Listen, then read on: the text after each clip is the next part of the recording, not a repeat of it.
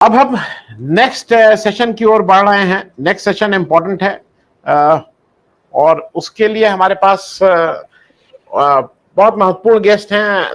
3 guest ऐसे जो शीतल जी जुड़ गए हैं, संजीव दीक्षित साहब जुड़ गए हैं और शायद आशुतोष साहब भी मुझे बैक उसमें तो दिखाई दे रहे हैं। इसको हाँ इस हाँ इस हाँ आशुतोष साहब भी जुड़ गए हैं। आप सबका स्वागत है और मैं शुरू में माफी मांग लूं, वो 5-6 मिनट का लेट हो गया है। मेरा जो पुराना सेशन था उसमें डॉक्टर गोयते और डॉक्टर सुमन सहाय थे और थोड़ा ओवररन हो गया, माफी के साथ। मेरे एक दोस्त हैं राजीव त्यागी, वो रेलवे के पुराने अफसर रहे हैं। उन्होंने एक 300 शेरो शायरी का एक कंपाइल किया और हर वो उसको भेजना चाहते हैं जो इस तरह के कार्यक्रम करते हैं। आशुतोष जी, शीतल जी, आपको खास करके उन्होंने कहा है, मैं इसके बाद भेज दूंगा। वो काफी कुछ कहते हैं कि आप लोग जो इतनी लंबी चौड़ी बात करते हैं वो 2 लाइन में समेटी जा सकती हैं। तो उन्होंने आज के सेशन के लिए ऑन हिज ओन उन्होंने हर सेशन के लिए एक भेजा है। इस सेशन के लिए वो कहते हैं, जो ये सेशन है मोदी की आंधी में खड़ा हुआ ब्रांड राहुल, वो कहते हैं फिरता है कैसे कैसे सवालों के साथ वो, उस आदमी की जामा तलाशी तो लीजिए। अब ये किसका शेर है मुझे नहीं मालूम, लेकिन इससे शुरू कर रहे हैं। मैं संदीप दीक्षित साहब आप ही के से सबसे पहले शुरू कर ले रहा हूं, क्योंकि ऑफिशियल वर्जन कांग्रेस का आप है। लेकिन मेरे सवाल कुछ ये है कि जब मोदी जी की आंधी आज से 1 साल पहले तक चल रही थी, पिछले 7-8 साल से, तो कभी लगता नहीं था कि राहुल गांधी उस आंधी के सामने खड़े हो पाएंगे। और उसके बाद जो भी हुआ वो मेरे ख्याल में राहुल गांधी जी ने, को सब लोग कहते हैं भारत जोड़ो यात्रा, मुझे लगता है उन्होंने कोई नया मंत्र नहीं दिया है। उन्होंने वो मंत्र दिया है जो किसी भी हिंदुस्तान के प्रैक्टिसिंग पॉलिटिशियन को इररिस्पेक्टिव ऑफ पार्टी आदमी से कनेक्ट होना चाहिए, और वो आदमी से कनेक्ट हो रहे हैं। तो मेरी आवाज आ रही है संदीप जी? संदीप जी मेरी आवाज आ रही है? आवाज नहीं आ रही है। It's breaking, I can't hear anything. अच्छा संदीप साहब, अगर आप ये इसको निकाल के, आप लैपटॉप पे हैं तो लैपटॉप की अगर उसको यूज करें तो मेरे ख्याल में आपको आवाज बेहतर मिलेगी। नहीं, I am on the phone. Sheetal ji आपको आवाज ठीक मिल रही है? मुझे मिल रही है आपकी आवाज। वो कभी कभी संदीप भाई वो उसकी दिक्कत हो सकती है, ये जो हम एक्सटर्नल वो लगाते हैं, at times there are problems. मैं तब तक आशुतोष जी आप ही से ये सवाल ले लेता हूं। संदीप भाई, जब आपको आवाज का तो देख लीजिएगा, आवाज मिल जाए तो मुझे बोल दीजिएगा। आशुतोष जी, अब एक आज ही राहुल गांधी साहब सुबह सुबह चल दिए धान की रोपाई करने, और अब वो रोज, मुझे ऐसा लगता है कि जब हम स्कूल में पढ़ते थे तो एक होमवर्क को जितना अच्छा भी माने, थोड़ा लगता था ये होमवर्क क्या मिल गया, और खास करके सैटरडे को मिल जाए। ये राहुल गांधी रोज होमवर्क क्यों दे रहे हैं? वो अब एक कुछ काम करते हैं, अब वो अमेरिका में अंग्रेजी बोल के आ गए तो हमारे मोदी जी को फिर अंग्रेजी में कुछ जवाब देना था। अब ये धान की रोपाई कराए, तो ये राहुल गांधी जानबूझ के करते हैं या वो? पहली बात जो आपसे पूछ रहा हूं कि ये राहुल गांधी ने कोई नया मंत्र दिया है, या ये हर पॉलिटिशियन को इस देश के आम आदमी से कनेक्ट होना चाहिए, उसके साथ बातचीत करनी चाहिए, वही शायद वो काम कर रहे हैं। तो एक बार आपकी एक छोटा समीक्षा की Rahul Gandhi as a brand, जो मोदी जी के सामने खड़े हुए हैं और अब खड़े ही नहीं हुए हैं, कहीं कहीं वो लगता है कि वो एक बड़ी लकीर खींचते जा रहे हैं। आशुतोष साहब आप ही से शुरू कर रहा हूं। जी आनंद जी, दो तीन चीजें हैं। पहली बात तो इसमें किसी को कोई संदेह नहीं होना चाहिए कि आज की तारीख में नरेंद्र मोदी देश के सबसे लोकप्रिय नेता हैं।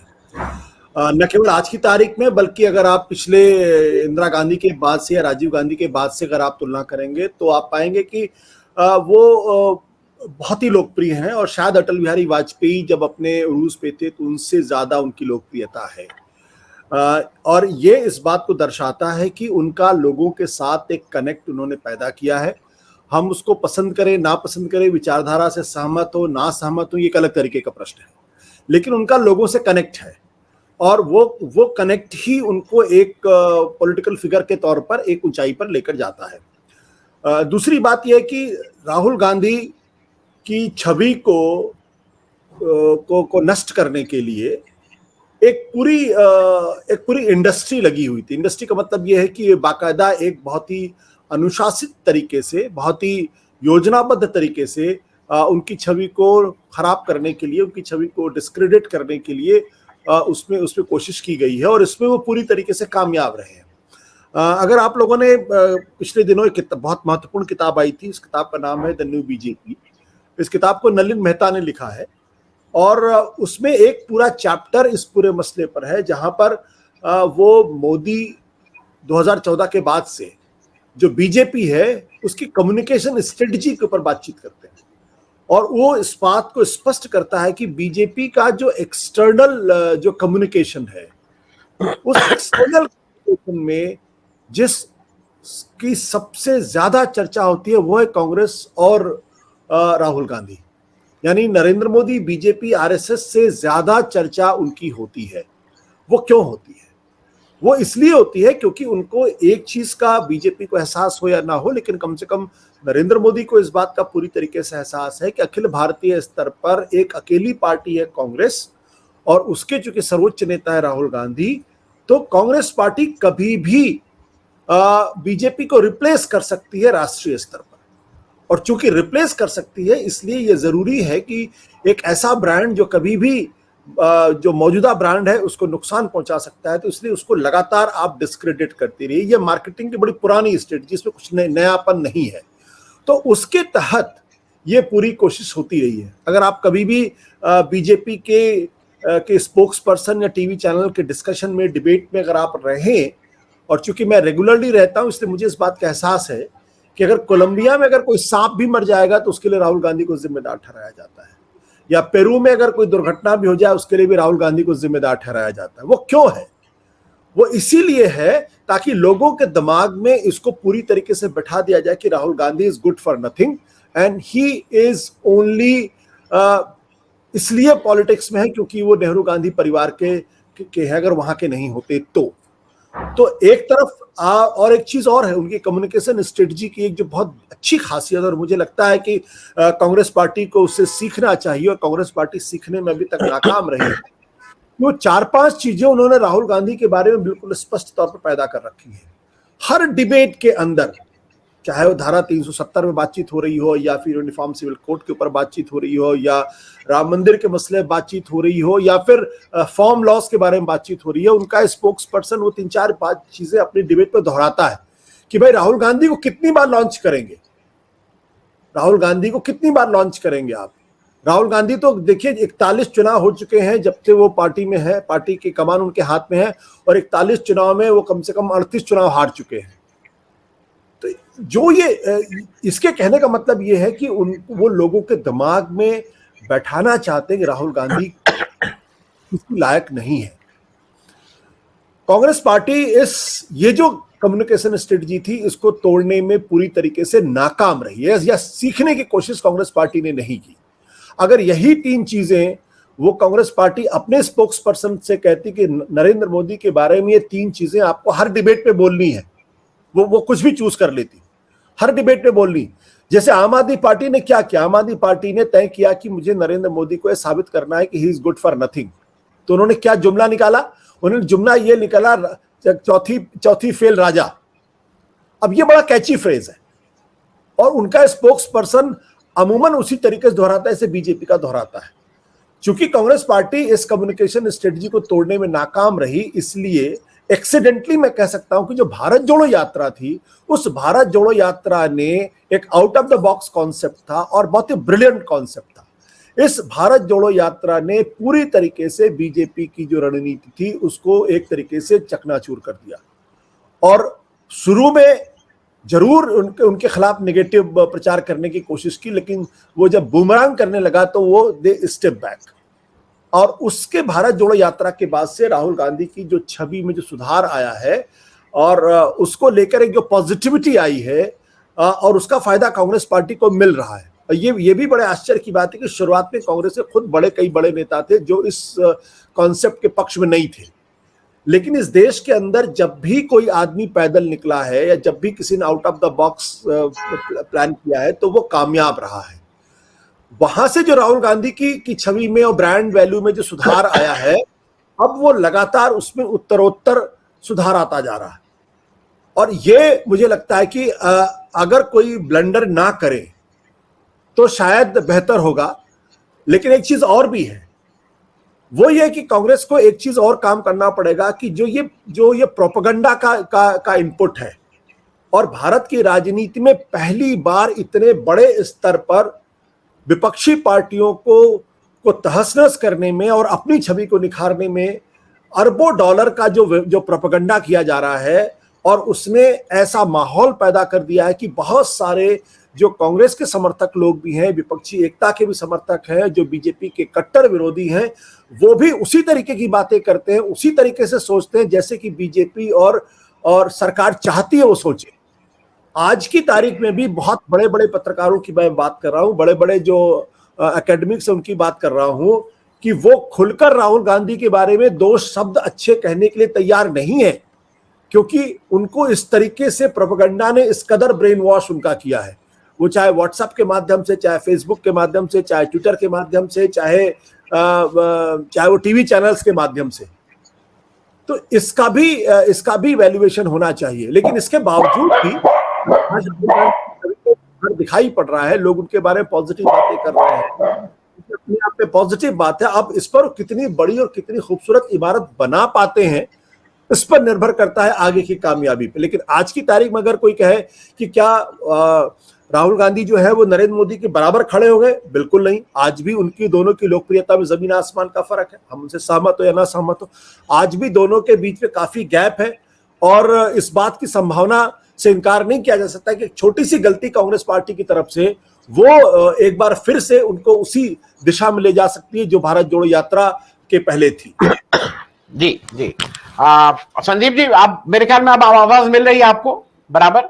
संदीप भाई, अब आवाज मिल रही? Okay, thank you. जी आ रही है, जी आ रही है। Thank you. अब आपसे ही पूछना है, क्योंकि एक चीज क्या होगा, ये हम सब लोगों ने सारा चश्मा लगा लिया है चुनाव का, और हम लोगों को चुनाव और इलेक्शन के अलावा और कुछ ज्यादा बात नहीं दिखाई देती। एक आम जनता की मैं बात कर रहा हूं। राहुल गांधी ने एक और नई चीज शुरू की, वो विचारधारा की बात आप कर रहे हैं, और वो उस पर लगातार कायम रहते हैं, उस पर बोलते हैं। और ये जो नफरत की उसमें सत्ता, ये ठीक है, इसका चुनावी फायदा हो सकता है, लेकिन कहीं ना कहीं वो केवल सत्ता परिवर्तन नहीं, व्यवस्था परिवर्तन की बात भी कहीं ना कहीं करते रहते हैं। जब वो अमेरिका में उनसे मैन्युफैक्चरिंग की बात करते हैं तो कहते हैं मैन्युफैक्चरिंग हो, लेकिन हमारी मैन्युफैक्चरिंग और चाइना की मैन्युफैक्चरिंग में क्या फर्क हो। एक तो आपसे यह पूछना है कि विचारधारा की लड़ाई, और एक समानता मुझे और आप राहुल गांधी जी में दिखती है। आप दोनों लोगों का एक एक्स्ट्रा बर्डन आप लेके चलते हैं कि आपको बार बार परिवारवाद के उससे निकलना भाई आप पढ़ाते हैं, आप पढ़े लिखे हैं, ये सर्टिफिकेट आपको बार बार देना पड़ता है कि नहीं मैं भी पढ़ा लिखा हूं भाई, मैं अपने दम पे हूं। राहुल गांधी को सुबह से शाम तक ये सर्टिफिकेट देना पड़ता, अभी तक देना पड़ रहा है कि नहीं ही on his own he has that metal. तो इन सारी चीजों में विचारधारा की बात भी थोड़ी आ रही है जो अनयूजुअल है। उधर आरएसएस की विचारधारा क्या है, बहुत आप अनुमान लगा सकते हैं, लिखित हुई चीजें आपको समझ में आता है कि क्या कह रहे हैं, लेकिन विचारधारा पे और व्यवस्था पर, दोनों पे जरा संदीप भाई। आनंद जी नमस्कार। असली में शुरू में थोड़ा सा मैं मध्य प्रदेश में हूँ, जरा सा शहरों से दूर हूँ, तो यहाँ थोड़ा सा इंटरनेट की दिक्कत आ रही थी, तो अगर बीच में मेरी आवाज टूटे जरा बता दीजिएगा।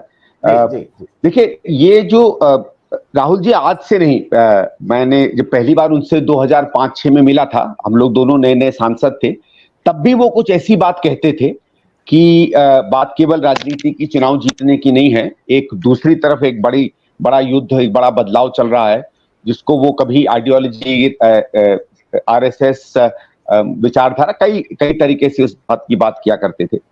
और हम लोगों ने भी कई तरीके से देखा था कि एक भले 2004 से 14 के बीच में हम लोगों की सरकार थी, लेकिन 2009-10 के बाद देखा था कि जमीन के स्तर पर जिन चीजों से कांग्रेस पहचानी जाती थी, जिन चीजों से एक तरीके से आप माने गांधी परिवार भी पहचाना जाता था, या लोग समझते थे गांधी परिवार को जोड़ते थे, उनसे बहुत सी चीजों पर एक हमला तो होता रहा था।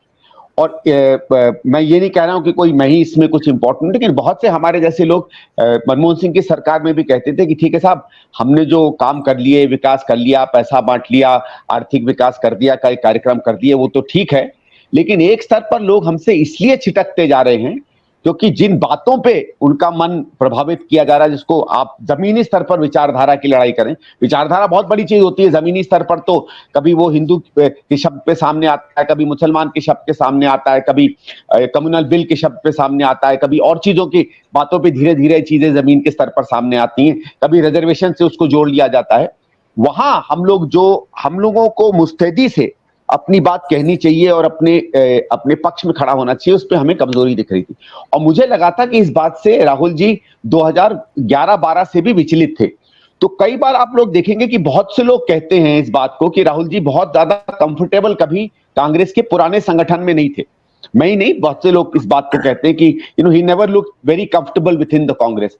आई थिंक वो बात इस चीज से जुड़ी हुई थी क्योंकि वो इस बात को समझते थे कि इन चीजों में हमारी पार्टी और हमारे पार्टी के बहुत से नेता पीछे चल रहे हैं। और मैं मानूंगा कि हम लोगों ने अगर 2009, 10, 11, 12, 13 के बीच में, ठीक है भ्रष्टाचार की बात थी, सरकार में काम नहीं हो रहा है, वो क्या है पॉलिसी पैरालिसिस, इस तरह के कई शब्द आए थे, लेकिन उससे ज्यादा था कि हमारी मूल चीजों पे जो जमीन पर हमला हो रहा था वो हम लोगों ने फील्ड एक तरीके से पूरी तरह छोड़ दी। कुछ ये भी है कि उस समय ये बात कंट्रोवर्शियल हो क्या हो मैं नहीं जानता हूं, लेकिन बहुत से सीनियर नेता जो हमारे उस समय सरकार में थे वो एक तरीके से, क्योंकि वो एक जिसको माने एक दक्षिणपंथी इकोनॉमिक विचारधारा को समझते थे, उसमें ये भी उनको ये लग रहा था कि यही अपने में काफी है, राजनीतिक रूप में बहुत ज्यादा लड़ाई लड़ने की जरूरत नहीं है। अगर हम लोगों को थोड़ा सा खाना पानी महंगाई कम रख के विकास देते रहेंगे, नौकरियां देते रहेंगे, तो लोग प्रभावित होते रहेंगे। एक वो याद है ना, एक सवाल कई अंग्रेजी बोलने वाले इकोनॉमिस्ट कहते हैं कि after all it is money that matters और डैम इट्स रियली इकोनॉमिक्स, उस तरीके के शब्द में करते थे। तो वहां जो मुझे लगता है कि हम लोगों ने कमजोरी दिखाई, कुछ हद तक उसको राहुल जी ने पकड़ा, लेकिन वहां भी एक दिक्कत क्या हुई जो मुझे लगता है अब उसको और प्रखर रूप से राहुल जी सामने ला पाए हैं। और मुझे लगता है ये दो चीजों में किस कारण से राहुल जी इस बात को पकड़कर आगे नहीं ले गए, मैं नहीं जानता, हो सकता है मौका ना मिला हो सकता है उन्होंने प्रयास करके मौका ना मिला हो। कि एक तो संगठन के अंदर में ये हमारी क्या विचारधारा है जिसकी हम बात करते हैं, क्योंकि देखिए बहुत आसान है, विचारधारा की लड़ाई है, बहुत से कार्यकर्ताओं को नहीं मालूम है ये कौन सी विचारधारा की लड़ाई है। एक अगर आप सिंपल बात ले लें कि भाई हिंदुओं मुसलमानों को और धर्म के लोगों को हमको बराबर हिंदुस्तान का नागरिक मानना चाहिए, इस सिंपल शब्दों के अलावा और क्या विचारधारा है, उसको नीतियों में जब हम ढालते हैं उसका क्या मतलब होता है, उसको पार्टी के अंदर हम कब करते हैं, कब हमें किसके साथ खड़ा रहना चाहिए, इस बात की क्लैरिटी नहीं आ पाती है। और दूसरा क्या होता है, कई बार हम देखते हैं कि हमारे लीडरों के, हमारी सरकारों के एक्शन में हमारी अपनी जो मूल विचारधारा है वो हम सरकारों के कदमों में नहीं देखते हैं। कभी कभी हम कम्युनल फ्रंट पर कमजोर दिखते हैं, हम इकोनॉमिक फ्रंट पर कमजोर दिखते हैं। कई बार तो ऐसा लगता है कि हमारी आर्थिक नीतियां और सरकार और बीजेपी की आर्थिक नीतियां या वामपंथ या दक्षिणपंथी आर्थिक नीतियों में बहुत ज्यादा अंतर नहीं है। तो ये जो गैप था या खाई थी, इसको शायद उस समय एक तरीके से हेड ऑन, या जिसको कहते हैं catching the bull by the horn, Rahul ji ने नहीं लिया था। उसमें मुझे लग रहा है बड़ा बदलाव आया है। आप देखिएगा 2014 के बाद राहुल जी ने बीच बीच में कुछ ऐसी बातें कही, याद होगा आपको एक शब्द उन्होंने बार बार कहा कि हमारी सरकार एरोगेंट हो गई थी, एक शब्द वो कई बार इस्तेमाल करते थे। कई बार उन्होंने कहा कि हमारी सरकार की जो जमीनी पकड़ या समझ थी वो हमारी टूट गई थी। और ये मेरे ख्याल से कोई पॉपुलिज्म वाली बात नहीं थी, उनका यह था कि हमारी जो इमेज या पिक्चर लोगों के बीच में बन रही है वो नहीं है जो पिक्चर हम दिखाना चाहते हैं। इससे हमारे कार्यकर्ता भी कंफ्यूज थे, हमारी इमेज भी कंफ्यूज थी। क्योंकि मेरे को यह दिक्कत नहीं है कि हम 2014 में हारे, 19 में हारे, बदनाम हुए। बात यह कि जिन चीजों के लिए हमारी एक तरीके से लोग हमें पहचानते थे, वो लोग तो छोड़िए, हम ही वो पहचान भूल गए थे। तो वो जो राहुल जी वापस उस पर लाने की कोशिश कर रहे हैं, उससे उसका भी एक बहुत बड़ा असर हुआ है। जैसे आशुतोष जी ने अभी कहा कि एक बड़ा प्रभाव हुआ भारत जोड़ो यात्रा में, हुआ विजुअली बड़ी ताकतवर चीज थी, लोगों से मिले, लोगों के पास गए, लेकिन आप उसके अंदर में देखिए क्या था। हर तरीके का व्यक्ति आया, उसने अपनी बात कही किसी ने गरीबी के बारे में कही, किसी ने शोषण के बारे में कही, किसी ने बेरोजगारी के बारे में कही, किसी ने आदिवासी अधिकार के बारे में कही, किसी ने दलित के होते हुए अत्याचार के बारे में कही। और ये ज्यादातर बातें वो हैं जो कभी ना कभी कांग्रेस ने जिनके साथ अपने आप को जोड़ के रखा है। हमारी जो एक जिसको कहते हैं ना, एक फ्रंट फुट पर जो कांग्रेस के पार्टी का रिएक्शन होता है कि ये हमारी प्राथमिकताएं होनी चाहिए, उन सब प्राथमिकताओं से जुड़े हुए लोगों से राहुल गांधी चर्चा करते हुए दिखे। जो बार बार शाम को जो हमारा सोशल मीडिया जो उस समय कुछ अच्छा हो गया था, वो बताता था कि आज राहुल जी ने इस बात की चर्चा की, आज उस बात की चर्चा की। उन सब चर्चाओं से मुझ जैसा व्यक्ति भी और कार्यकर्ता भी अपने आप से जुड़ता दिखा। और इस कारण से पहली बार पिछले कई वर्षों में ऐसा हुआ कि कार्यकर्ता हिंदुस्तान के किसी भी कोने में बैठा हो, उसमें एकदम जान आ गई। जान केवल भीड़ की नहीं थी, लेकिन उसके साथ यार ये बात, यार ये तो अब हम लोग अपनी बातें आज करने लगे हैं, हमारे लोग हमारे साथ जुड़ने लगे हैं। और स्वाभाविक है, क्योंकि हम इस बात को तो मानते ही हैं कि एक तरीके से कांग्रेस का दिल थोड़ा बहुत हिंदुस्तान के दिल के साथ साथ ही धड़कता है। तो जब हमारा दिल धड़कने लगा तो मुझे लगा लोगों का भी उसमें एक आकर्षण आया और एक उत्साह उसकी तरफ बना। जी शीतल जी, मैं आपके पास आ रहा हूं। मैं एक चीज और कहूं, ये जो विचारधारा का भूत है ना, ये थोड़ा मतलब मुझे कल जब मैं वो ऑर्डर आया है गुजरात हाई कोर्ट का, उसमें वो जज साहब के ऊपर भी वो सावरकर का भूत चढ़ गया है। उनको कोई जरूरत नहीं थी सावरकर की बात करने की, वो क्यों उन्होंने की, अब भाई मतलब इट वाज आउट ऑफ। तो मुझे लगता है वो भूत कहीं ना कहीं लोगों के दिमाग में तो चढ़ ही गया है, और शायद प्रूफ करने के लिए भी। शीतल जी, मैं एक चीज जरा आपसे समझ लूं, बहुत दिनों बाद आप भी ये चीज ठीक से देखते हैं, मैं भी, एक बार एक व्यक्ति ऐसा मिला है जिसने अडानी जी का नाम लेके सारी जगहों पे ठीक से हमला किया सबसे पहले, और हमला ही नहीं किया, प्रूफ मांगे। क्योंकि ये भी मैं जानता हूं कांग्रेस में बहुत से लोगों को लगता है कि भाई इतना हमला ठीक नहीं है, अंत में तो अडानी जी कहीं ना कहीं आते हैं, जवाब देना होता है। उन्होंने कहा कुछ जवाब देना होता है अडानी को जितना, और वो देश के लिए कितने, अडानी जी की जो पॉलिसी चल रही है, कई लोग ये कहते हैं कि वो विद इन दी अंबानी के साथ हुआ था। अंबानी जी के साथ मुझे एक फर्क नजर आता है, उनके साथ पॉलिसी को उसके साथ हेराफेरी होती थी। यहां तो पूरी सरकार ही लग जाती है एज अ पार्टनर उनको फायदा दिलवाने में। थोड़ा ये अडानी वाले प्रकरण में देर सवेर अडानी जी आज शांत हैं, मोदी जी के साथ ट्रेवल करना बंद कर दिए हैं, मोदी जी भी उनको साथ नहीं ले जा रहे हैं। लेकिन ये क्या कारपेट के नीचे चली गई है बात, या ये बात आगे पीछे आएगी जरूर? क्योंकि राहुल गांधी इसको अभी भी नहीं छोड़ रहे हैं अडानी की बात को। देखिए, मैं इसका उत्तर दूं इससे पहले मैं जो बात आशुतोष जी ने बढ़ाई है थोड़ा सा उस पर बोल के तब इस पे आता हूं। जी जी जी जी। राहुल गांधी या किसी भी दूसरे आदमी के लिए जो राइट विंग पॉलिटिक्स भारत में नहीं करता, उसके लिए एक मुश्किल है। वो मुश्किल ये है कि हमारे यहाँ राजनीतिक जो लड़ाई चल रही है, साथ ही साथ एक सामाजिक लड़ाई हजारों साल से पेंडिंग है, वो भी चल रही है। क्योंकि आजादी मिलने के बाद हमने जो संविधान अंगीकार किया, उसमें उस लड़ाई के बीच हमने सूत्रपात किए। क्योंकि उस समय जो हमारी लीडरशिप थी, वो एक आधुनिक समाज बनाने की ओर बहुत वैज्ञानिक ढंग से सोच रही थी, और वो बहुत आगे बढ़ी हुई लीडरशिप थी, बहुत क्वालिफाइड लीडरशिप थी।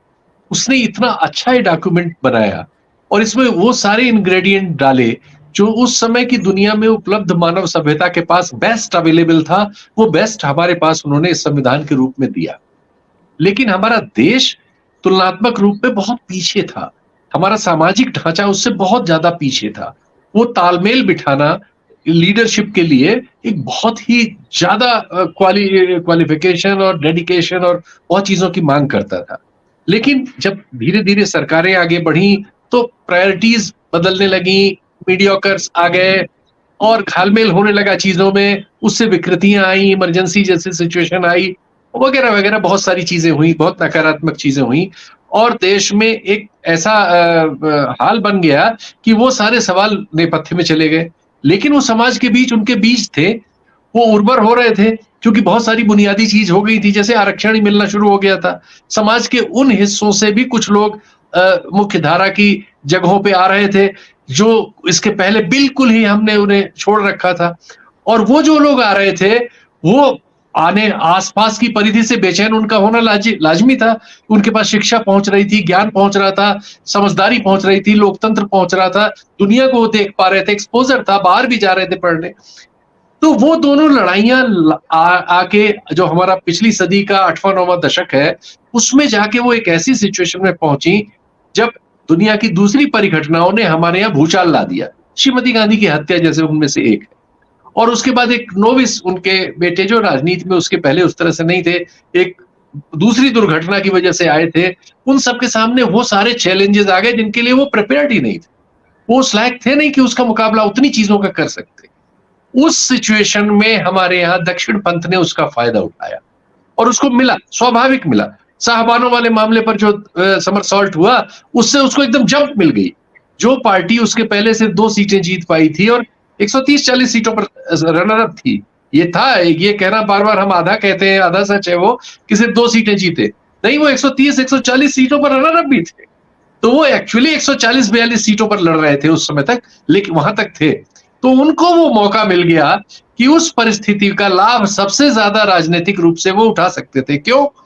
क्योंकि हमारा जो पुराना ढांचा चला आ रहा था, जिसकी वजह से सवर्ण जातियों के हाथ में ब्यूरोक्रेसी, मीडिया, जुडिशरी, ये जो भी पावर के वो सेक्टर्स हैं, वो सारा जातियों में भी विभाजित है उसी तरह से। और उसने अभी बहुत बड़े समाज को उसका हिस्सा नहीं दिया है। वो सवाल पीछे है। हमारी समस्या ये है कि कांग्रेस के शासन में भी जो मीडिया होता था, इसी जाति विन्यास की वजह से वो एंटीथीसिस बनता था, बहुत एंटी एस्टेब्लिशमेंट नजर आता था। उसके नीचे पीछे जाति थी और जाति है, और वही जाति नंगी होके जब दक्षिणपंथी शासन में आ गए तो उनके लिए बैंड बजा रही है। वो सिर्फ डर से नहीं बजा रही, सिर्फ पैसे की वजह से नहीं बजा रही है, वो इसको वो समझ रही है कि जो भी हमारे संविधान ने जो बुनियादी मानवता की बेहतरी के लिए, देश की बेहतरी के लिए जो बीज उसमें डाले थे, जिनको आगे बढ़ के वृक्ष में बदलना था, वो समझती है कि इसके जरिए वो उस वृक्ष को वहीं से वहीं काट देगी, उन बीजों को दफन कर देगी और नया संविधान तक लिख लेगी। वो ये सब सोचती है। तो जिस फैसले की आप बात कर रहे थे, उस फैसले में ये सब चीजें छुपी हुई हैं।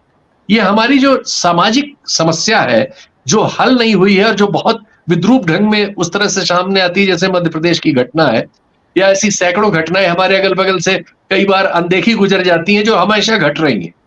वो एक समस्या है कि साथ साथ ये है कि आपकी जो न्यूज रूम है, उनको हेड कौन कर रहा है? न्यूज रूम को हेड करने वाले के हेड में क्या है? उसके अंदर वो जाति घुसी हुई है, वो अभी मनुष्य बन नहीं पाया। उसके अंदर दूसरे लोगों को स्वीकार करने की लोकतांत्रिक शक्ति है ही नहीं। वो जब आता है किसी बड़े पद पर तो अपने जान पहचान वाले, अपने जात बिरादरी के लोगों को भर्ती कर लेता है। इसने हमारे सारे न्यूज रूम्स को नरक में बदल दिया, और इस नरक ने मिलकर इस देश में जो संवाद है उसको नरक में बदल दिया है। तो अब राहुल गांधी जब अडानी जैसे सवाल पर सामने आते हैं, तब आप देखिए कहीं वो एक लाइन की खबर नहीं बनते। तेलंगाना में उनकी रैली में वहां के पुलिस कमिश्नर के अनुसार 1.5 लाख से ज्यादा आदमी थे, उसको एक लाइन टिकर पे भी नहीं मिला भाई, नेशनल टीवी पे टिकर पे भी नहीं था। कोई रोक रहा था? वो न्यूज रूम में बैठा हुआ आदमी रोक रहा था, वो पीएमओ का जोशी नहीं रोक रहा था उसे। तो ये वो भी रोकता है, जोशी भी रोकता है, लेकिन ये लोग खुद भी अपनी ओर से रोकते हैं। उनके ट्वीट देख लीजिए, उनकी जिद देख लीजिए, वो बहुत ही प्रतिगामी है, बहुत ही दकियानूस है, अंधविश्वास से भरी हुई है, झूठी है, अमानवीय है। ऐसा उनका, ये बड़े बड़े संपादकों के ट्वीट्स आप देख लीजिए, हंसी आती है, एकदम गुस्सा भी आता है, खींच भी होती है। वो सब की वजह यह है कि ये दोनों लड़ाइयां एक साथ नत्थी हो गई। अब राहुल गांधी ने और कांग्रेस ने जब सामाजिक न्याय के सवाल को अपने हाथ में ले लिया है, जो सवाल बहुत जरूरी था, कांग्रेस को आज से 20 साल पहले लेना था, क्योंकि कांग्रेस ही इस देश में वो पार्टी है जो प्रगतिशील है।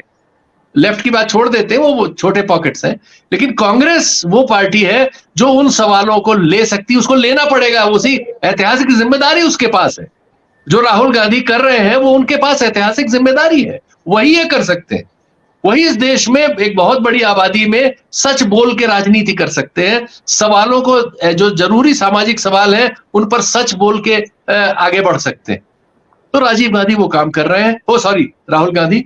और अडानी उसमें आड़े आएंगे तो अडानी से होगी बातचीत, भले ही बहुत सारे लोगों के बारे में ये है, कांग्रेस के बहुत बड़े बड़े नेताओं के बारे में, उनके पैसे भी अडानी के यहाँ लगे हुए हैं।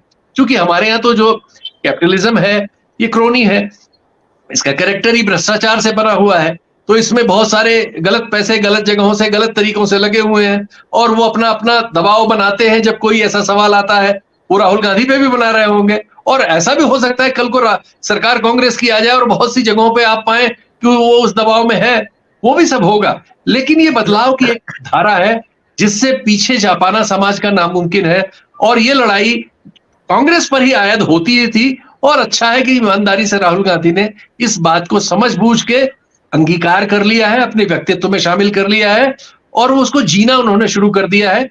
उनको जरूर इससे सफलता मिलेगी, मुझे तो उम्मीद है। जी आशुतोष जी, एक चीज और जरा समझाइए, मैं इसलिए पूछ रहा हूं, राहुल गांधी जी अभी तक कांग्रेसी से रहते तो उनका बाकी जगह लेटरल दोस्ती नहीं होती थी दूसरी पार्टीज में। पहली बार देख रहे हैं कि वो गठबंधन की तरफ भी धीरे धीरे उनकी समझ बढ़ने लगी है, ऐसा लगता है। महाराष्ट्र में जब उन्होंने सावरकर पे बोला, और उधर से उद्धव ठाकरे जी और शरद पवार का थोड़ा ये था कि भाई आप सावरकर को ज्यादा मत बोलिए, तो उन्होंने उसको माना, और उसके बाद वो उस पर उतना नहीं है। जब वो आम आदमी पार्टी के लिए बारे में उनसे सवाल पूछा गया प्रेस कॉन्फ्रेंस में शायद, तो उन्होंने कहा हाँ है समस्या, हम लोग सामने सामने लड़ते हैं, हम लोग इसको सॉर्ट आउट कर लेंगे। उन्होंने संगठन में भी अब इस समय राहुल गांधी एक दूसरे राहुल गांधी दिख रहे हैं। संगठन की बातों को जो हम सबको लगता था कि भाई इसको तो बिठा के 2 मिनट में सॉल्व कर सकते थे, वो उसमें बैठ रहे हैं। और एक बात और मैं कहेंगे फिर आप सब, वो जैसे जो लोग थे जो थोड़े डिफिकल्ट थे, जहां पे कांग्रेस सीधे बात नहीं कर सकती थी, नीतीश कुमार के साथ बैठ के नीतीश कुमार को काम दिया गया, क्योंकि नीतीश कुमार केवल गठबंधन के आदमी हैं। वो सेंटर में मंत्री रहे हैं, चाहे वहां उन्होंने आज तक केवल गठबंधन की ही सरकार चलाई है, या गठबंधन सरकार में ही मंत्री रहे हैं। तो ये गठबंधन का भी एक सेंस आया कि बाकी लोगों के साथ कैसे, ये भी उसी की सूझबूझ का थोड़ा मैच्योरिटी है।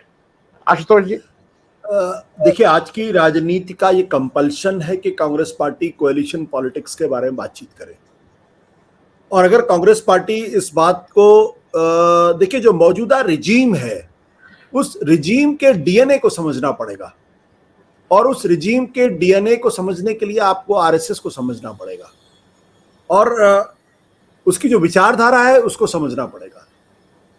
2 चीजें हैं। पहली बात तो ये वो विचारधारा है जिसकी लोकतंत्र में कोई आस्था नहीं है। ये लोकतंत्र में इसका कोई यकीन ही नहीं है। अगर आप गोलवलकर की किताबों को पढ़ें, उनके प्राइमरी उसको पढ़ें, तो एक जगह वो यूनिटरी फॉर्म ऑफ गवर्नमेंट की बात करते हैं, और जब वो यूनिटरी फॉर्म ऑफ गवर्नमेंट की बात करते हैं तो एक नेता, एक संसद और एक सरकार। इसका मतलब जो फेडरल स्ट्रक्चर है, जो ये अलग अलग राज्यों में जो मुख्यमंत्री हैं, इसकी विचारधारा से भी वो सहमत नहीं है। तो पहली बात तो ये समझना पड़ेगा कि ये कौन सी फोर्स है। दूसरी बात, जब कोई विचारधारा मैंने अपनी किताब में भी इसका जिक्र किया है कि भारत पहली बार एक आइडियोलॉजिकल स्टेट की तरफ बढ़ रहा है। मैं भी ये नहीं कहता है पूरी तरीके से आइडियोलॉजिकल स्टेट बन गया, मैं इसको मैं शब्द इस्तेमाल करता the March of an ideological state. और जब कोई सरकार, जब कोई समाज, जब विचारधारा तबक हो जाती है, तो वो एक यूटोपिया को चेस करती है, और उस यूटोपिया को चेस करने में समाज के हर हिस्से को, सरकार के हर हिस्से को अपनी भूमिका निभानी होती है, और जो उस भूमिका को नहीं निभाता है उसको खत्म हो जाना होता है। तो मुझे कभी इस बारे में कोई संदेह था ही नहीं, और ना होगा, कि मीडिया जो है वो क्यों इंडिपेंडेंट नहीं है, जुडिशरी क्यों इंडिपेंडेंट अपनी भूमिका को नहीं निभा पा रही है, कुछ एक्सेप्शंस को छोड़कर, या जो सिविल सोसाइटी है उसमें क्या प्रॉब्लम आ रही है। तो अगर इस स्वभाव को अगर समझ लेगी कांग्रेस पार्टी, मुझे लगता है कि राहुल गांधी ने वो थोड़ी बहुत समझने की भी कोशिश की है। और जब भी आइडियोलॉजिकल स्टेट होता है तो उसमें प्रोपेगेंडा का बहुत बड़ा हाथ होता है, और ये जो प्रोपेगेंडा है, ये इसकी काट खोजने की कोशिश करनी चाहिए। मैं आपको बता दूं कि इस फोर्स को सबसे बेहतर तरीके से पंडित जवाहरलाल नेहरू ने समझा था। और आपको याद होगा कि जो 1951 का जो पहला चुनाव हुआ, 51-52 का जो पहला चुनाव था, उस 51-52 के चुनाव में जवाहरलाल नेहरू ने जो ये दक्षिणपंथी हिंदुत्ववादी ताकतें थी, इन पर एक तरीके से रेफरेंडम करा दिया था। चाहे वो हिंदू महासभा हो, चाहे वो जनसंघ हो, चाहे वो आरएसएस हो, उनका पूरा कैंपेन इस पूरे मसले पर था और वो ये कहते थे कि जो अल्पसंख्यक सांप्रदायिकता है ये देश के अंदर पृथकता को पैदा करता है, लेकिन जब मेजॉरिटी कम्युनिटी जब उसमें सांप्रदायिकता आती है तो एक फासीवाद को जन्म देती है और वो ज्यादा खतरनाक होती है। जो लड़ाई उस वक्त लड़ी थी प्रधानमंत्री के रहते हुए, एक जमाने में कांग्रेस में भी दक्षिणपंथी बहुत ज्यादा हावी हो गए थे पंडित नेहरू के जमाने में। तो पंडित नेहरू ने चिट्ठी लिखते हुए लिख के कहा था कि मुझे ऐसा लगता है कि मुझे प्रधानमंत्री पद छोड़कर इनके खिलाफ फिर से जमीनी स्तर पर सांगठनिक स्तर पर काम करना पड़ेगा। तो ये जो नेहरू जी जो बात को समझ रहे थे, जिस ओर अभी शीतल जी ने इशारा किया, दरअसल कांग्रेस की लीडरशिप उनके जाने के बाद उस दिशा में उसने काम ही नहीं किया। कांग्रेस दरअसल जिसको एक विचारधारा का काम करना चाहिए था, it became a group of people जिनकी पूरी कोशिश थी सत्ता के साथ जुड़े रहना और सत्ता की मलाई को अपने साथ इकट्ठा करना। और शायद उस वक्त की कांग्रेस की लीडरशिप को यह सूट भी करता था, क्योंकि अगर कहें उठो तो उठो, बैठो तो बैठो, ये तमाम लीडरशिप को ये सूट करता है। आज की तारीख में देश के अंदर जो तमाम राजनीतिक पार्टियां हैं उनकी लीडरशिप को सूट करता है कि कोई उनको चैलेंज ना करे, कहीं वहां कोई लोकतांत्रिक सवाल ना खड़े हो जाए। तो उस संदर्भ में अगर हम आज की राजनीति को अगर हम देखने की कोशिश करेंगे तो मुझे लगता है कि अगर आज कांग्रेस पार्टी मौजूदा रिजीम के नेचर को समझते हुए अगर वो ये समझे कि 2024 की लड़ाई तो बिल्कुल एक सत्ता परिवर्तन की लड़ाई है कि एक सरकार जाती है दूसरी सरकार चली आती है और ये बाय डिफॉल्ट होता रहता है, तो हम 2024 का भी इंतजार कर सकते हैं। अगर वहां भी हार गए तो कोई ज्यादा नुकसान होने वाला नहीं है। तब यकीन मान लीजिए 2024 के बाद कांग्रेस पार्टी सरवाइव करेगी या नहीं करेगी, मुझे इसमें संदेह है। इस देश का लोकतंत्र सरवाइव करेगा नहीं करेगा, इसमें मुझे संदेह है। क्योंकि जो लोग ये गलती कर रहे हैं कि भाई एक पार्टी हारती है तो दूसरी पार्टी सत्ता में स्वाभाविक तौर पर आ जाती है और अगला 5 साल आप अपनी तैयारी करिए, फिर उनको हराने की कोशिश करिए। अगर हार जाते हैं तो ठीक है, नहीं तो फिर अगली लड़ाई के लिए तैयार हो जाइए। मेरा अपना मानना यह कि जैसे 1947 15 अगस्त 1947 में जो एक सत्ता का हस्तांतरण हुआ था और उसी तरीके से 2014 में सत्ता का जो हस्तांतरण हुआ है वो अपने आप में बाकी के सत्ता के हस्तांतरण की तुलना में बहुत फर्क है। ये जो सरकार है ये सिर्फ सत्ता का हस्तांतरण नहीं है, ये पूरी सोच को बदल देना चाहती है, सरकार के स्ट्रक्चर को पूरी तरीके से बदल देना चाहती है, लोगों के दिमाग को बदल देना चाहती है। इसलिए और इसको करने के लिए उनको जो कुछ भी कदम उठाना पड़ेगा वो उठाएंगे, उसमें किसी तरह कोई कोताही करने वाले नहीं है। अगर उनको धारा 370 खत्म करना है तो फिर वो एक दिन पहले तक देश के गृह मंत्री, देश की सरकार झूठ बोलते हुए अगले दिन धारा 370 को बदल देगी। अगर उसको यूनिफॉर्म सिविल कोड लाना है तो अंतिम समय तक कहेंगे हम नहीं लाना चाहते, नहीं लाओ, एक दिन आपके सामने में ला देंगे। और अगर उसको उस विरोध को दबाने के लिए कोई भी कदम उठाना पड़ेगा तो उठाना पड़ेगा। मेरे कहने का मतलब यह है कि कोएलिशन पॉलिटिक्स आज की तारीख में राहुल गांधी नहीं, ये कांग्रेस पार्टी की सबसे बड़ी मजबूरी है और उनको करना अगर नहीं करेंगे, अगर 2024 के चुनाव में अगर सबको साथ लेकर नहीं चलेंगे, अगर मौजूदा सरकार के खिलाफ अगर वो लड़ाई सामूहिक तौर पर नहीं लड़ेंगे तो कांग्रेस पार्टी को ये उम्मीद छोड़ देनी चाहिए कि 2024 के बाद भी उनका अस्तित्व बना रहेगा। और ये मैं बहुत पहले से इस बात को कह रहा हूं कि ऐसा माहौल, ऐसा कंसेंसस इस देश के अंदर बना दिया जाएगा कि नेहरू गांधी परिवार को जेल के अंदर 25 साल तक रहना चाहिए और उसके अलावा उनके लिए कोई जगह नहीं है। ऐसा माहौल बना देंगे वो, और बन चुका है आज की तारीख में, काफी हद तक बन चुका है। और लोग कन्विंस हो जाएंगे कि देश के अंदर जो कुछ भी बुराई है वो नेहरू गांधी परिवार की वजह से है। तो यह अस्तित्व की लड़ाई है और इस अस्तित्व की लड़ाई में जो कोएलिशन है वो मजबूरी है, करना पड़ेगा। अगर वो सोचेंगे कि हम आगे नहीं जाएंगे, हम दिल्ली बचा लेंगे और आम आदमी पार्टी से गठबंधन नहीं करेंगे, हम पंजाब बचा लेंगे, हम आम आदमी पार्टी से गठबंधन नहीं करेंगे, तो फिर 2024 के बाद कांग्रेस पार्टी बची रहेगी, मुझे इसमें संदेह रहेगा। जी आशुतोष जी।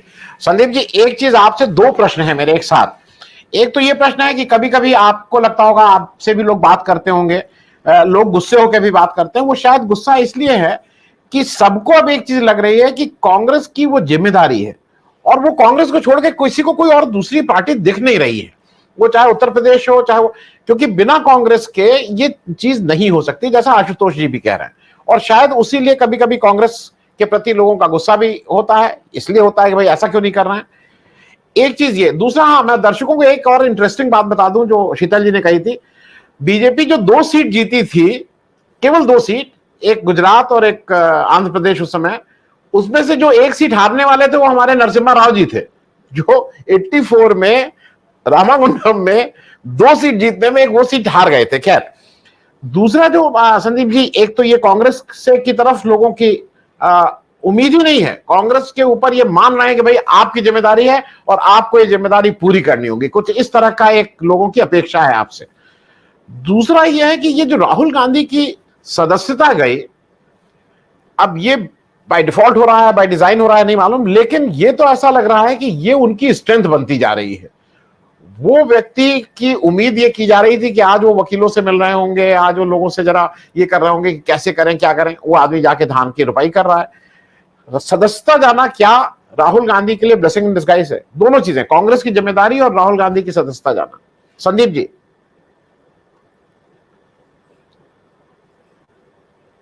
हाँ, आपको आवाज नहीं, आप अनम्यूट करिएगा। आनंद जी वो आखिरी वाला जो आपका पार्ट था, एक तो आपने कोलिशन वाला सवाल पूछा था, उसके बाद वो राहुल जी का आपने जो इस केस के बारे में कुछ बात कही थी, उसके बाद मैं सुन नहीं पाया था, अगर 1 मिनट रिपीट कर दें। राहुल जी की सदस्यता जाना क्या ब्लेसिंग इन डिस्गाइज है for Rahul Gandhi, for Congress party, for opposition?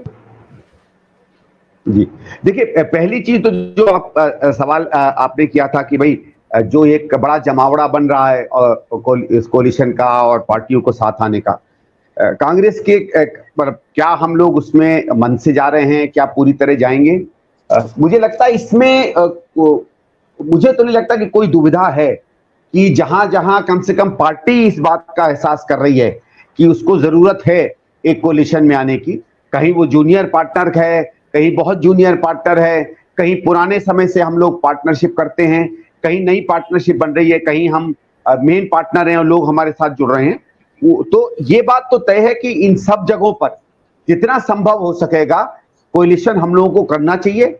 कब करना चाहिए, कैसे करना चाहिए, ये स्वाभाविक है। और इसमें भाई ये बात भी क्लियर है कि जो पार्टियां हैं या स्थानीय जो दल हैं, हमारे भी यूनिट्स हैं, उनकी कुछ ना कुछ प्राथमिकताएं जरूर सामने लेंगे।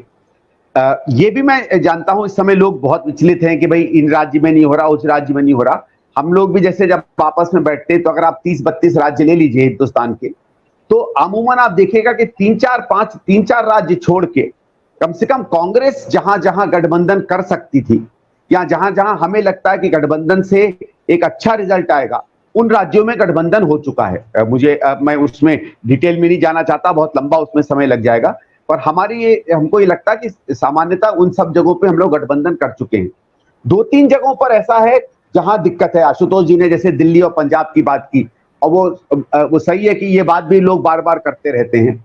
इसमें मैं क्योंकि दिल्ली से हूं इसलिए मेरे अपने कुछ प्राथमिकताएं हैं, 1 मिनट को मैं उनको भूल भी जाता हूं।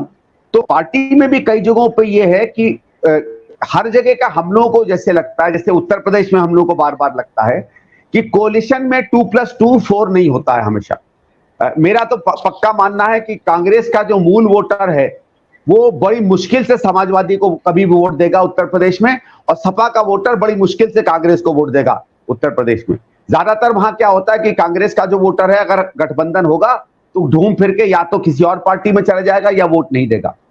इसी तरीके से कुछ और राज्यों में एक तो यह है कि क्या हमारे वोटर उस मामले में कॉमन हैं, दूसरा यह है कि देखिए कुछ भी आप कहिए, जैसे आशुतोष जी ने कहा कि साहब 2024 के बाद कांग्रेस नहीं बचेगी, उसमें मैं पूरी तरीके से उनसे इत्तेफाक नहीं करता हूं, लेकिन हमारा यह भी है कि हर जगहों पर कुछ एक लेवल से ज्यादा क्या कांग्रेस को कॉम्प्रोमाइज करना चाहिए कि नहीं करना चाहिए, क्योंकि कहीं ना कहीं हम भी एक संगठन हैं।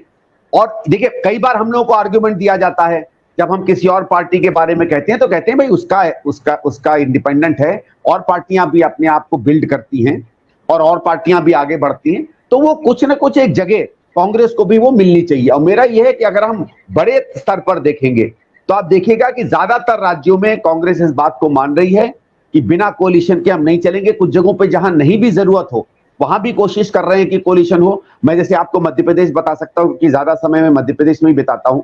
यहाँ कई छोटे छोटे दल हैं जो कांग्रेस के साथ जुड़ना चाहते हैं, इस समय जो हवा है मध्य प्रदेश में वो ऐसी दिख रही है कि उनके बावजूद भी कांग्रेस अच्छी खासी सीटें निकाल सकती है। लेकिन फिर भी हमारी यहाँ कोशिश है कि जिसको अंग्रेजी में कहा जाता है लाइक माइंडेड पार्टी या वाले दल या कम से कम में जिनका एक मत हो, उनको अगर हम एक साथ डाल सकेंगे तो हम और भी ज्यादा मजबूती से पार्टी में लड़ सकेंगे। तो मुझे लगता है कोलिशन बनेगा, कोलिशन अच्छा बनेगा, हर जगह बने, इसकी मैं कम से कम मैं पर्सनली तो नहीं कह सकता, लेकिन मैं नहीं रख सकता कहता कि इसकी कोई गारंटी होगी। और कुछ ऐसे राज्य हैं जहां मैं उन राज्यों का नाम नहीं लूंगा क्योंकि एकदम कोई और उसको पकड़ सकता हो, फिर वो कहेगा कि Congress admits to defeat etcetera. लेकिन कुछ ऐसे राज्य हैं वहां कोलिशन होने के बावजूद भी हम लोग बीजेपी को जितनी सीटें आ रही हैं या नहीं आ रही हैं उसमें ज्यादा फर्क हम लोग नहीं कर पाएंगे। जहां तक जो आपकी बात है कि क्या तो राहुल जी पे केस हुआ उसके बाद उनको जो बाहर किया गया उससे उनको कोई एडवांटेज मिला या नहीं, देखिए एक चीज तो बहुत साफ है कि ये बहुत ही गलत और बहुत ही अनफेयर जजमेंट है। और अगर इस तरीके की बात में नेताओं को आप जेल भेजने लगे तो मुझे नहीं लगता है कि 99% नेता इस देश में जो है बाहर बचेंगे। हर व्यक्ति ने कभी ना कभी किसी के बारे में ऐसे वाक्य बोले हैं जो मतलब आप मान लीजिए हम और आप भी अगर बैठेंगे तो कहेंगे नहीं भाई ये तो डेफमेशन है। लेकिन उस सब के बावजूद जो ये जजमेंट आया है मेरे ख्याल से सरासर गलत है। अब हम लोग तो कहते हैं कि भाई जुडिशरी पर आक्षेप नहीं लगाना चाहिए, लेकिन जो ये जजमेंट आया है, क्या राहुल जी ने कहा, जो सबसे ज्यादा सिंपैथेटिक भी थे राहुल जी के, वो भी जो कहते थे कि किस तरीके की सजा उनको मिल सकती है, वो सब भी इस बात को मानते हैं कि इसमें हर हद जो है कोर्ट ने कम से कम पार की है। लेकिन इसका जो मैं भी मानता हूं जो आपकी बात है, इसका जो सकारात्मक पक्ष है वो ये है कि एक राहुल जी के प्रति लोगों के मन में एक सिंपैथी की भावना आई है। और कांग्रेस में जो कांग्रेस कह रहा हूं राजनीति में जो ये शब्द होता है ना बेचारे के साथ गलत हुआ, बेचारा शब्द बड़ा महत्वपूर्ण होता है। केजरीवाल साहब के साथ बेचारा बहुत समय जुड़ता था, मोदी के साथ बेचारा शब्द बहुत समय जुड़ता था। तो जब लोग एक हद से ज्यादा अन्याय देखते हैं तो उस व्यक्ति के प्रति उसके मन में सहानुभूति आती है। वोट होता है नहीं होता वो देखेंगे, लेकिन बात क्या हो रही है, एक तरफ ये अपनी भारत जोड़ो यात्रा आती है, राहुल जी जगह जगह जैसे आपने शुरू में बताया कि आज वो किसानों से मिले, वो एक नई तरीके से एक जनसंपर्क में लग जाते हैं और उनके ऐसे ऐसे दृश्य आते हैं जो कम से कम पिछले 15-20 साल में पहले एक जमाने में स्वाभाविक था कि नेता हमेशा हर नेता उस तरीके का संवाद करता रहता था। लेकिन ये टीवी, व्हाट्सएप और फोटो के युग में जहां अगर आप पानी भी पी रहे हो और अगर आपने ट्विटर पे नहीं डाला तो लोग समझेंगे कि ये तो जिंदगी भर पानी ही नहीं पीता है, उस युग में शायद ये पहली बार हुआ है कि एक नेता ने सामान्य चीजों पे भी, जब वो किसी से मिल रहा है, अलग अलग लोगों से मिल रहा है, उसको बाहर कर रहा है। इन सब चीजों को अगर मिलाएं और उससे इस बात को मिलाएं कि एक बहुत ही छोटी सी चीज पर सरकार ने इतना ज्यादा उस पर प्रहार किया है, ये मुझे लगता है बहुत सीधे सीधे राहुल जी की इमेज पे और उनके प्रति लोगों की जो सहानुभूति है उसको जोड़ेगा।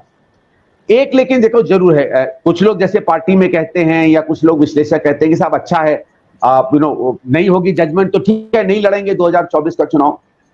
मैं पॉलिटिकली तो मानता हूं, लेकिन मेरा फिर भी ये कहना है कि न्याय होना चाहिए। ये अन्याय एक तरीके से हुआ है उनके प्रति और मैं कम से कम आशा करूंगा कि 2024 के पहले ये जो प्रक्रिया है ये समाप्त होगी। नहीं होगी तो भी कांग्रेस पार्टी चुनाव लड़ेगी, राहुल जी हमारे एक बड़े नेता के रूप में प्रचार प्रसार करेंगे और उनकी इमेज को अब मुझे लगता है चाहे कुछ भी जजमेंट आए सुप्रीम कोर्ट का, एक फिलिप तो मिला है और फिलिप मिलेगा। जी जी शीतल जी, चलते चलते क्लोजिंग स्टेटमेंट आपसे ले लें। मैं और आप दोनों लोग उत्तर प्रदेश से आते हैं और उत्तर प्रदेश में हो सकता है बहुत से लोगों को लगे कि हम लोग, कम से कम मुझे तो ये लगता है कि उत्तर प्रदेश में 2024 में विपक्ष का नेतृत्व अखिलेश यादव ही को करना पड़ेगा आज की तारीख में जैसी स्थिति है। वो एक से मुझे और कोई नहीं दिखाई देता है जिसके नेतृत्व में चुनाव न लड़ा जाए।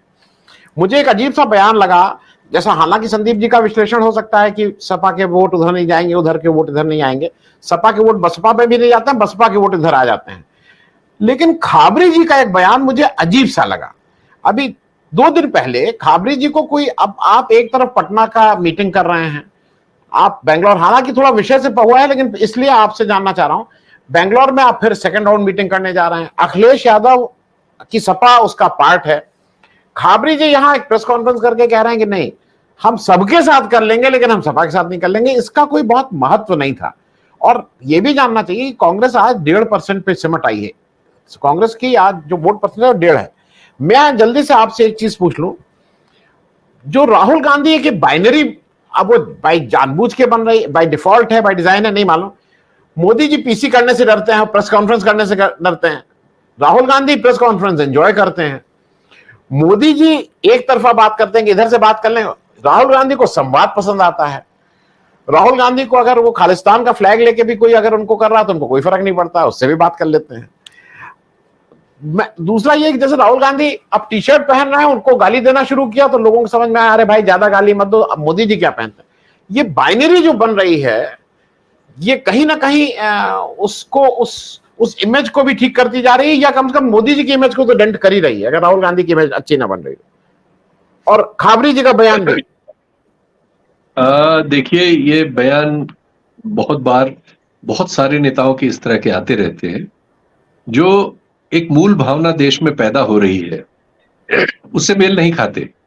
वो लोकल तकनीक, लोकल एडजस्टमेंट, अपने सर्वाइवल, बहुत इंडिविजुअल और सेल्फिश कारणों से इस तरह के बयान पैदा होते हैं, और उनकी सीमित सीमा है।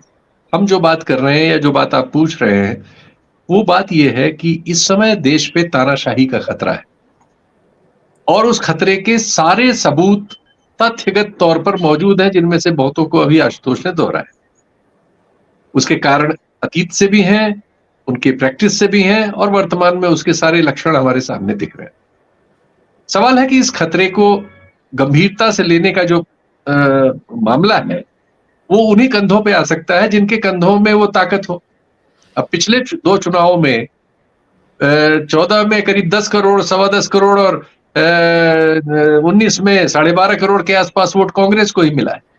बाकी जितने लोग हैं उनके पास बहुत मैक्सिमम कोई 4 करोड़ तक है, 3.25 करोड़ तक, वरना 1-1.5 करोड़ वाली ही पार्टियां हैं सारी, जिनको सबको इकट्ठा करके अभी ये कोशिश हो रही है कि एक के सामने एक उम्मीदवार दिया जाए। क्यों? क्योंकि देश के सामने तानाशाही का खतरा है।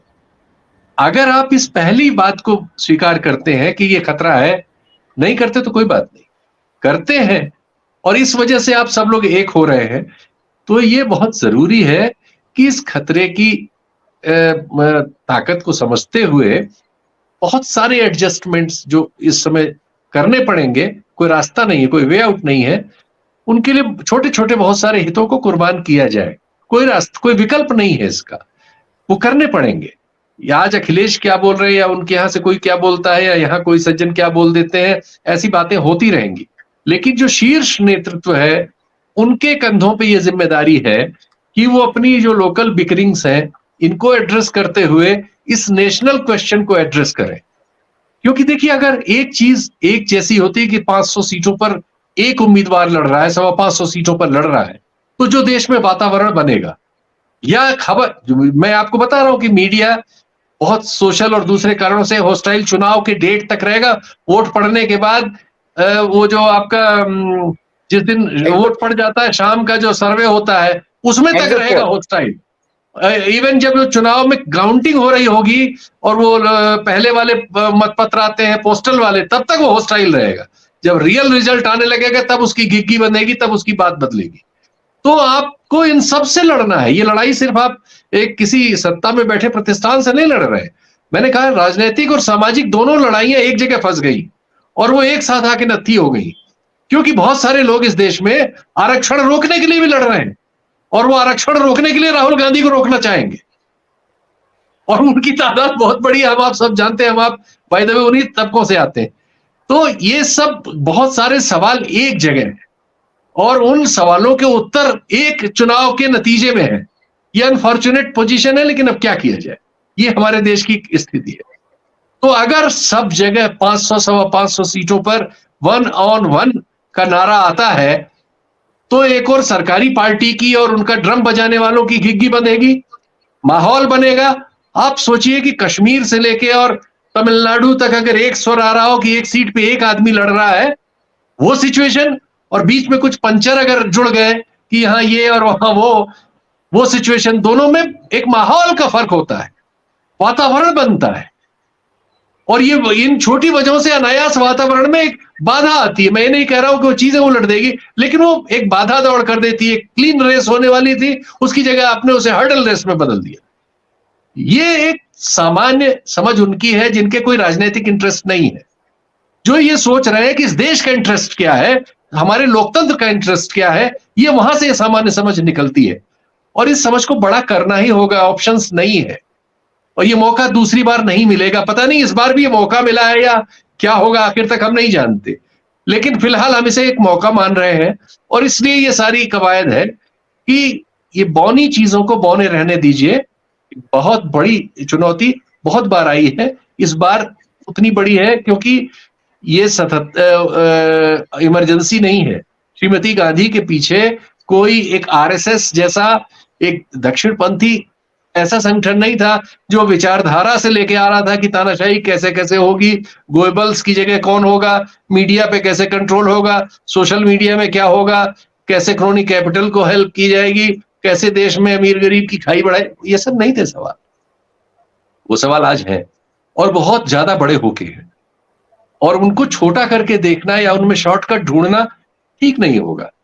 ये एक बात है, पता नहीं ये बात हमारे तो इंटरेस्ट लोकतंत्र को लेके हैं और वो तर्क भी उसी वजह से है। अब वो बहुत जगह सूट करते, बहुत जगह नहीं सूट करते, लेकिन हम तो वही बात कहेंगे जो हमें समझ में आ रही।